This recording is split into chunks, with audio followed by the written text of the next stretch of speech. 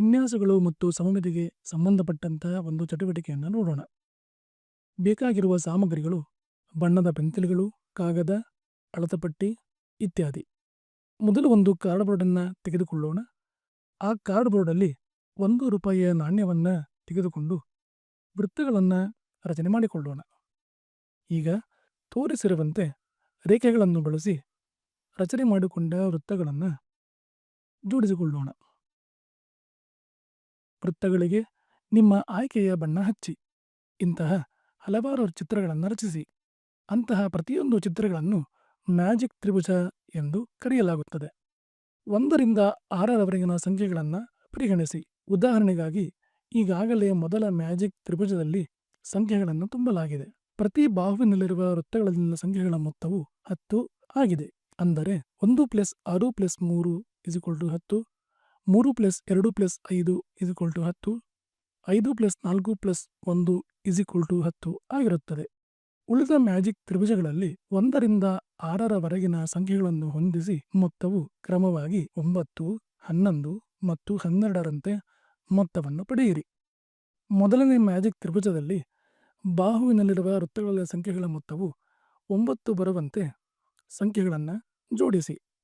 ಎಡ ಬಾಹುವಿನಲ್ಲಿರುವ ಮೊದಲನೇ ವೃತ್ತದಲ್ಲಿ ಸಂಖ್ಯೆ 2ನ್ನು ಬರೆಯಿರಿ ಮತ್ತು ಮಧ್ಯದ ವೃತ್ತದಲ್ಲಿ 6ನ್ನು ಬರೆಯಿರಿ ಮತ್ತು ಕೊನೆಯಲ್ಲಿರುವ ವೃತ್ತದಲ್ಲಿ 1ನ್ನು ಬರೆಯಿರಿ. ಈ ಸಂಖ್ಯೆಗಳ ಮೊತ್ತವು 9 ಆಗಿರುತ್ತದೆ. ಈಗ ಬಲ ಬಾಹುವಿನಲ್ಲಿರುವ 3 ವೃತ್ತಗಳಲ್ಲಿ ಸಂಖ್ಯೆಯನ್ನು ಬರೆಯೋಣ. ಬಲ ಬಾಹುವಿನಲ್ಲಿರುವ ಮೊದಲ ವೃತ್ತದಲ್ಲಿ ಸಂಖ್ಯೆ 2 ಈಗಾಗಲೇ ಇದೆ. ಹಾಗಾಗಿ 2ನೇ ವೃತ್ತದಲ್ಲಿ ಸಂಖ್ಯೆ 4ನ್ನು ಬರೆದುಕೊಳ್ಳೋಣ ಮತ್ತು 3ನೇ ವೃತ್ತದಲ್ಲಿ ಸಂಖ್ಯೆ 3ನ್ನು ಬರೆಯೋಣ. ಈಗ ಈ ಸಂಖ್ಯೆಗಳ ಮೊತ್ತವು 9 ಆಗಿರುತ್ತದೆ.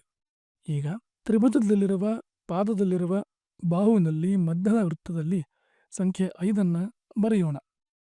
ಈ 3 ಸಂಖ್ಯೆಗಳ ಮೊತ್ತವು 9 ಆಗಿದೆ. ಹಾಗಾಗಿ ನಮಗೆ ಮ್ಯಾಜಿಕ್ ತ್ರಿಭುಜ 1ರ ಉತ್ತರ ಸಿಕ್ಕಾಗಿದೆ.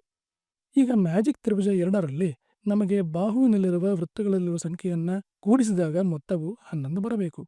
ಈಗ ಎಡ ಬಾಹುವಿನಲ್ಲಿರುವ ವೃತ್ತಗಳಲ್ಲಿ ಸಂಖ್ಯೆಯನ್ನು ಬರೆಯಲು ಆರಂಭಿಸೋಣ. ಮೊದಲ ವೃತ್ತದಲ್ಲಿ ಸಂಖ್ಯೆ 6ನ್ನು ಬರೆಯಲಾಗಿದೆ. ಅದೇ ರೀತಿಯಾಗಿ 2ನೇ ವೃತ್ತದಲ್ಲಿ 1ನ್ನು ಬರೆಯಲಾಗಿದೆ ಮತ್ತು 3ನೇ ವೃತ್ತದಲ್ಲಿ ಸಂಖ್ಯೆ 4ನ್ನು ಬರೆಯೋಣ. ಈಗ ಈ ಸಂಖ್ಯೆಗಳ ಮೊತ್ತವು 11 ಆಗಿದೆ. ಅದೇ ರೀತಿಯಾಗಿ ಬಲ ಬಾಹುವಿನಲ್ಲಿರುವ ವೃತ್ತದಲ್ಲಿ 3ನ್ನು ಬರೆಯೋಣ ಮತ್ತು ಇನ್ನೊಂದು ವೃತ್ತದಲ್ಲಿ ಸಂಖ್ಯೆ 2ನ್ನು ಬರೆದಾಗ ಮೊತ್ತವು 11 ಆಗುತ್ತದೆ. ಈಗ ಪಾದದಲ್ಲಿರುವ ಬಾಹುವಿನಲ್ಲಿರುವ ಮಧ್ಯವೃತ್ತದಲ್ಲಿ ಸಂಖ್ಯೆ 5ನ್ನು ಬರೆದಾಗ ಮೊತ್ತವು 11 ಬರುತ್ತದೆ. ಅದೇ ರೀತಿಯಾಗಿ ಕೊನೆಯ ಮ್ಯಾಜಿಕ್ ತ್ರಿಭುಜದಲ್ಲಿ ಸಂಖ್ಯೆ 12ನ್ನು ಪಡೆಯಬೇಕಾಗಿದೆ.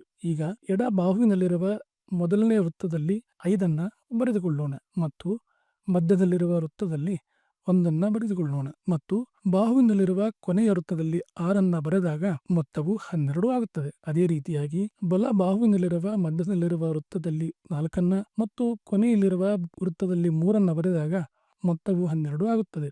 ಈಗ ತ್ರಿಭುಜದಲ್ಲಿರುವ ಪಾದದ ಮಧ್ಯದ ವೃತ್ತದಲ್ಲಿ ಸಂಖ್ಯೆ 3ನ್ನು ಬರೆದಾಗ ಮೊತ್ತವು 12 ಸಿಗುತ್ತದೆ. ಇದೇ ರೀತಿಯಾದ ಹಲವಾರು ವಿನ್ಯಾಸಗಳನ್ನು ಒಳಗೊಂಡ ವಿನ್ಯಾಸಗಳನ್ನು ನೀವು ವಿನ್ಯಾಸಗೊಳಿಸಲು ಪ್ರಯತ್ನಿಸಿ ಮತ್ತು ಅದನ್ನು ಉತ್ತರಿಸಲು ಪ್ರಯತ್ನಿಸಿ.